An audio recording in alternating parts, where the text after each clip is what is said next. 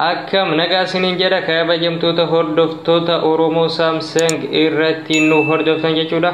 Eegaan hordoftoota Oromoo Samsung har'a kan isin agarsiisu akkuma beekamu mobaayila keenya irratti yeroo ammaa appilikeeshinoota hedduu fayyadamna. Appilikeeshinoota fayyadamnu kana ammoo namoonni nu duuban ta'anii waan nuti haasofnu waan nuti barreessinu nu hordofuu danda'u jechuudha. Yookaan hordofaa jiru jechuudha. Kanaaf karaalee appilikeeshinoota mobaayila keenya irratti fayyadamnu yoo namoonni nu hordofaa jiraatan karaa ittiin qulqulleeffachuu dandeenyuun isin agarsiisa jechuudha. Har'aaf lamaan isin agarsiisa, yeroo itti aanuuf lamaan isin agarsiisa. Kan har'aa WhatsApp fi Telegram irratti yoo hordofamaa jiraatan karaa beekuu dandeessaniini. Barnoota keenya kan itti aanu irratti ammoo Imo fi Facebook irratti yoo hordofamaa jiraatan karaa beekuu dandeessaniini jechuudha. Namoonni mobaayila keenya irratti namni na hordofaa jira jettanii shakkii qabdan viidiyoo tana akka daawwattan isin gaafadha jechuudha. Barnoota gaariin isiniif hawwa. Na wajjin tura.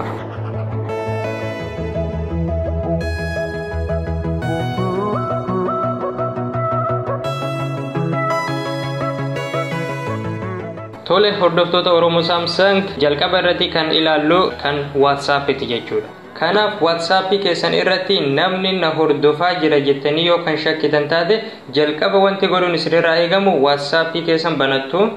Itti aansuudhaan asirratti tuqaa sadeen tana ni tuqtu. Sanbooda sadaffaa irratti WhatsApp web kan jedhu ni jira, isa irratti tuqtu jechuudha. Itti aansuudhaan bifa amma agartan kanaan yoo kan isinii fidu taate kallattii wanti isin hubachiisu WhatsAppin keessan kun isin jalaa hatamee jira jechuudha.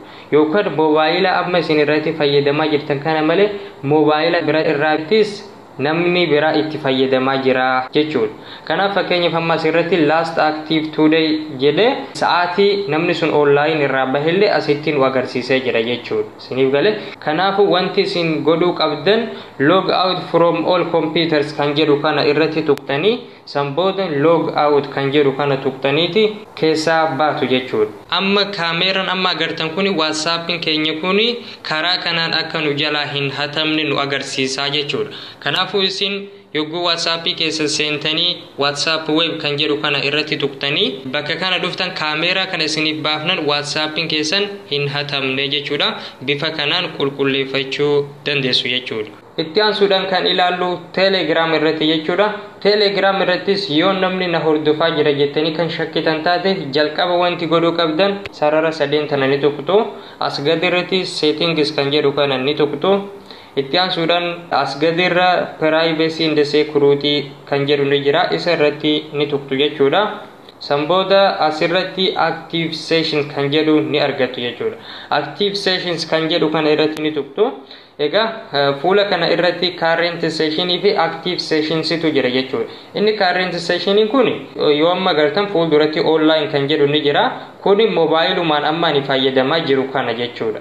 Inni gadirra active sessions kan jedhu kun ammoo mobaayila biraa irratti Telegramin kun fayyadamamaa akka jiru nu agarsiisa jechuudha. Active session kana keessatti yoo bifa kanaan isinii fide wanti godhuun isinirraa eegamu irratti tuqtanii okay jedhuuni qofa jechuudha. Yookaan immoo filatamaan isaadhaan terminate all other sessions kan jedhu ni jira waan ta'eef isa kana irratti tuqtaniiti okay jettuun jechuudha. Sanbooda Telegram keessan mobaayila kana irratti malee bakka biraatti yoo banamee jiraate kallattiin irratti cufamee jira jechuudha. Karaa kanaan Telegram keessanis yoo namni isin hordofaa jiraate mirkaneeffachuu dandeessu jechuudha. Egaan hordoftoota Oromoo Samsung karaan baay'ee salphaadha. Bifa kanaan WhatsApp fi Telegram keessan yoo namni isin hordofaa jiraate yookaan ammoo isinumti kana dura bakka biraatti yoo fayyadamtanii osoo hin cufin dagattan karaa kanaan irratti cufuun dandeessu jechuudha.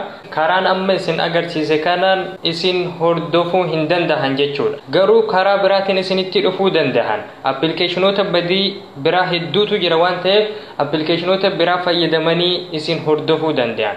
Kanaaf sun barnoota biraati jechuudha. Gara fuulduraatti mata duree duula mobaayila keenya qulqulleessuu jedhuun mobaayila keenya keessa appilikeeshinoota badii dhokatanii jiran karaa baafnee gatuu dandeenyuun kan waliin ilaallu tahaa jechuudha. Barnoonni keenya kan gadi lakkifnu kallattiidhaan akka isin bira ga'uuf chaanaala Oromoo Samsung jedhu kana subscribe gochuun dagatinaa. Subscribe gochuu qofa osoo hin taane mallattoo beeksistuu yookaan sagaleessituu bell icon jedhamtu tana banuun dirqama jechuudha. Ishii yoo bantan video nuti gad lakkifnu kallattiidhaan mobaayila keessan irratti isiniif dhufa jechuudha.